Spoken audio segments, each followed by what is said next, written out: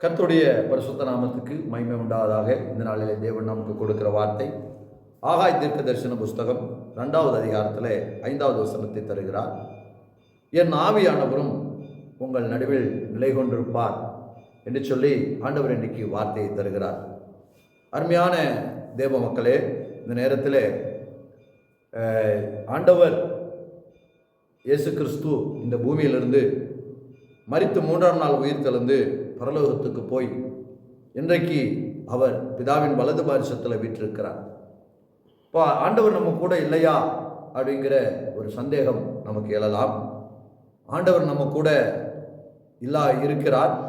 அவருடைய ஆவியானவரை நமக்கு கொடுத்து போயிருக்கிறார். அதனாலே சத்திய ஆவியானவர் நம் நடுவில் நிலை கொண்டிருப்பார். நிச்சயமாய் ஆவியானவர் நம் நடுவில் நிலை கொண்டிருக்கும் போது அவர் நமக்கு வசனங்களையும் எதிர்காலங்களையும் தேவனுடைய செயல்களையும் பரலோகத்தை குறித்தும் அவர் நமக்கு சொல்லிக் கொடுப்பார். அதனாலே ஆவியானவர் நம்முடைய நடுவில் நிலை கொண்டிருப்பதனாலே நாம் சோர்ந்து போக மாட்டோம், தள்ளாட மாட்டோம். தேவன் ஆவியானவரை நமக்கு வைத்திருக்கிறார்.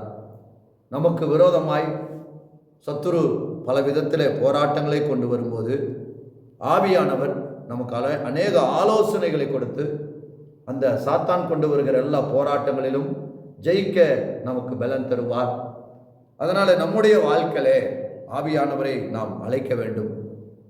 அருமையான உலக பிரசித்தி பெற்ற பிரசங்கியாளர் பென்னிகின் ஒவ்வொரு நாளும் அதிகாலையிலே பரிசுத்த ஆவியானவரே வருகை என்று வெல்கம் ஹோலி ஸ்பிரிட் என்று சொல்லி அழைப்பார்களாம். அதனால் இன்றைக்கு வல்லமையாய் தேசங்களிலே பென்னிகினை ஆவியானவர் பயன்படுத்தி கொண்டிருக்கிறார். நீங்களும் ஒவ்வொரு நாளும் ஆவியானவரை வாருங்கள் என்று சொல்லி கூப்பிடுங்கள்.